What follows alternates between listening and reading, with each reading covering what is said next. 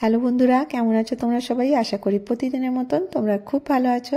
আমার এই ছোট্ট ইউটিউব চ্যানেলে ক্যাচ উইথ মোতে আমি তোমাদেরকে আবার একবার অনেক অনেক স্বাগত জানাই। আজকে আবার চলে এলাম পুরনো একটা বেডশিট নিয়ে। আমাদের প্রত্যেকের ঘরে দেখবে অনেক পুরনো বেডশিট থাকে যেগুলো হয়তো রং উঠে গেছে বা আমরা ব্যবহার করি না।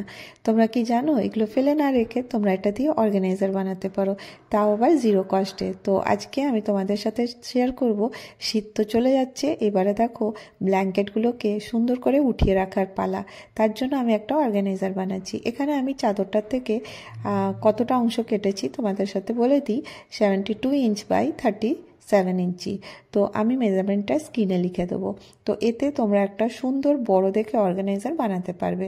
তো দেখো, প্রথমে আমি 37 ইঞ্চি যেখান থেকে নিয়েছিলাম সেখান থেকে কাপড়টা একটু মোটা করে ফোল্ড করে দিচ্ছি, ডবল ফোল্ড করে দিচ্ছি একটু চওড়া করে। তো দেখো এরকম করে ধরবো আর এরকম করে ফোল্ড করে দেবো। তো এরকম করে আর দুপাশটা পাতলা করে সেলাই করে নিয়েছি। তো দেখো সেলাই করে নিয়ে চলে এসেছি। আজকে আমি তোমাদের সাথে যে অর্গানাইজারটা শেয়ার করছি এর মধ্যে কোনো ফোম শিট বা রাইস ব্যাগ নিচ্ছি না। আর এখানে দেখো আমি এই চাদরের কাপড় দিয়েই দড়ি মতন বানিয়ে দিয়েছি। তো এটা একটা ফিতে বানিয়েছি, এটা আমি একটু একটু করে কেটে নেব। এটা 3 থেকে 4 ইঞ্চি 5 ইঞ্চি পর্যন্ত কেটে নিতে পারো। তোমরা এই দড়ির জায়গা ওয়েলক্রো ব্যবহার করতে পারো বা কোনো বোতাম ব্যবহার করতে পারো, কিন্তু আমি আজকে সম্পূর্ণটা জিরো কস্টে বানাবো আর যেটা আছে সেটা দিয়েই বানাবো। সেই জন্য আমি কোনো ওয়েলক্রো ব্যবহার করলাম না বা কোনো বোতাম না।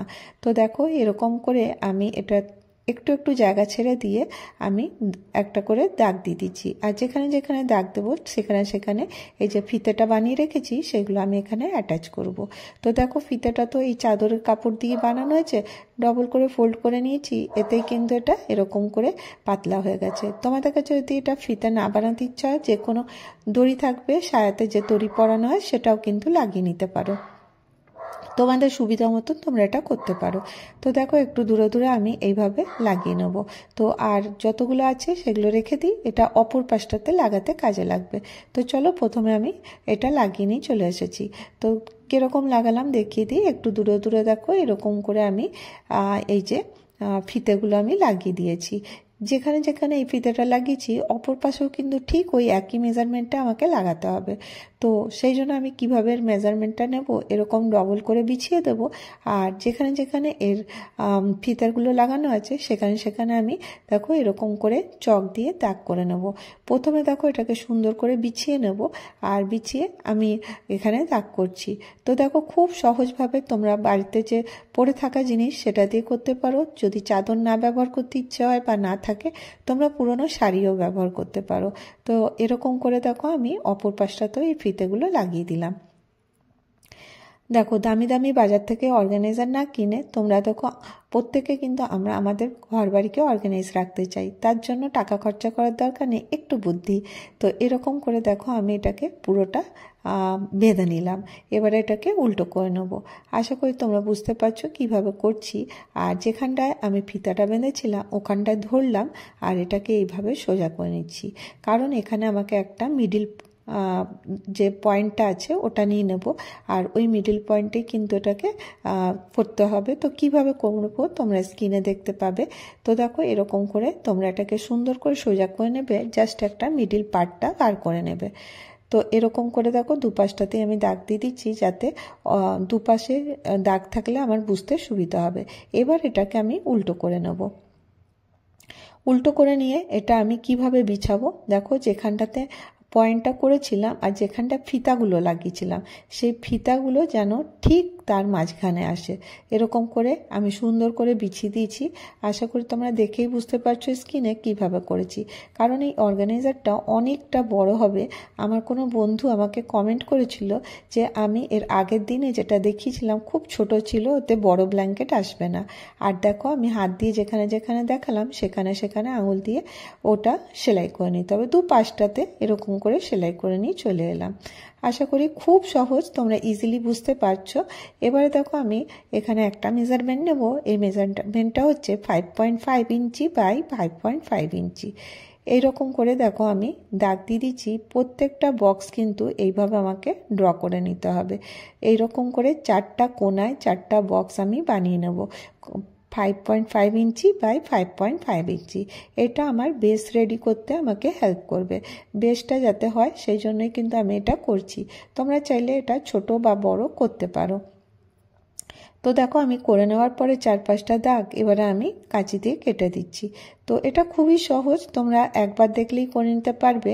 তো দেখো আমাদের অনেক বড় বড় অর্গানাইজার লাগে, তার জন্য আমরা বাজার থেকে ব্যাগ কিনে আনি, অনেক রকমের জিনিস আমরা কিনে আনি। তো বাড়িতেই দেখো পুরনো বেডশিট আমাদের প্রত্যেকের বাড়িতে থাকে, সেটা দিয়ে আমি বানিয়ে নিচ্ছি। এবার দেখো এটাকে আমি ক্রসভাবে ধরবো, ধরে আমাকে এখানে একটা পয়েন্ট নিচ্ছি। এখানে আমি 1 ইঞ্চিতে দাগ দিয়ে দিলাম।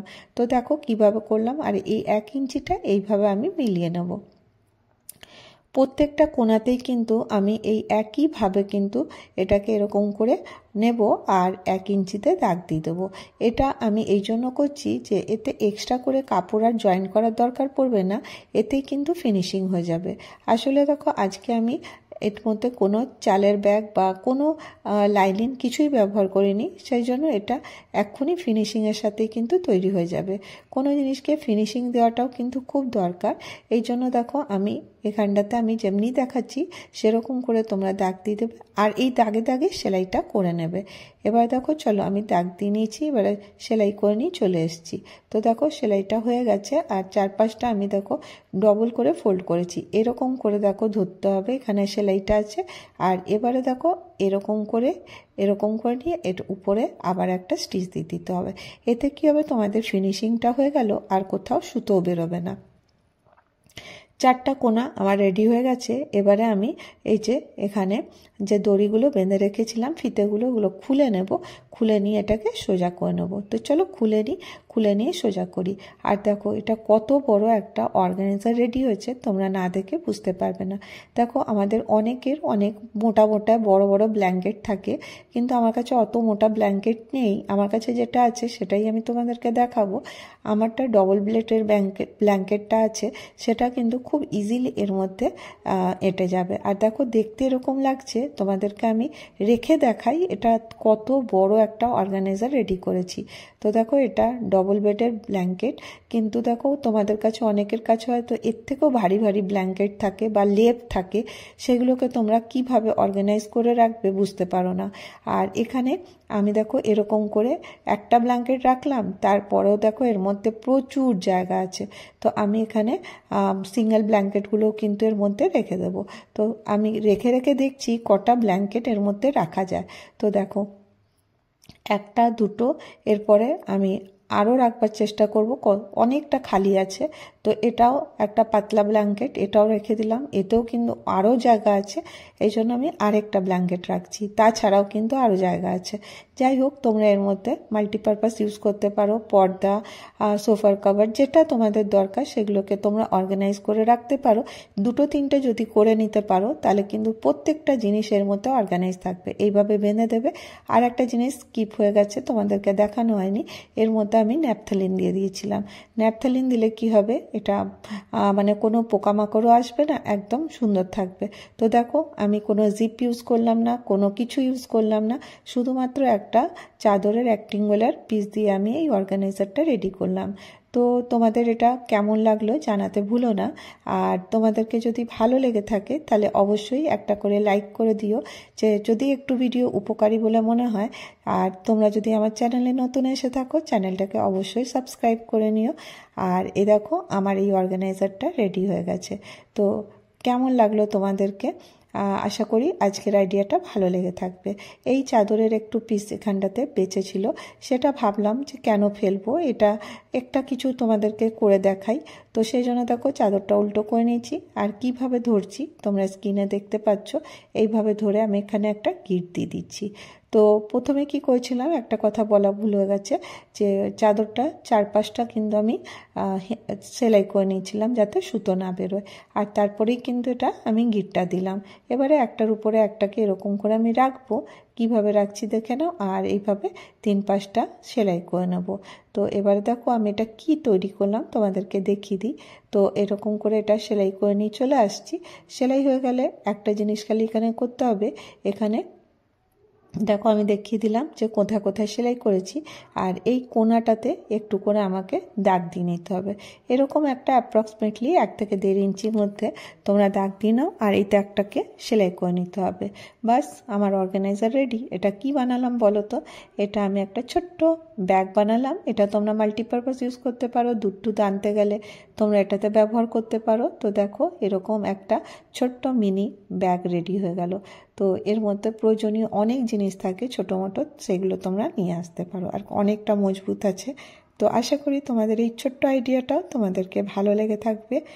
আর আবার বলবো, তোমরা কোনো যদি ভিডিও দেখতে চাও, কোন ভিডিও দেখতে চাও আমাকে কমেন্ট করো। তো আমি চেষ্টা করব তোমাদের জন্য সেই রকমের ভিডিও নিয়ে আসার। তো খুব ছোট্ট আইডিয়া আজকের ভিডিও।